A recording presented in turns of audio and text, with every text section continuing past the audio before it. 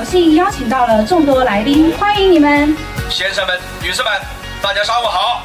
我们做这个工业园，在质量和配套上面都是按高标准。我们的计划是在智能管理板块持续投入，让信息化和智慧管理为园区企业经营提效，共同合作，做强做大。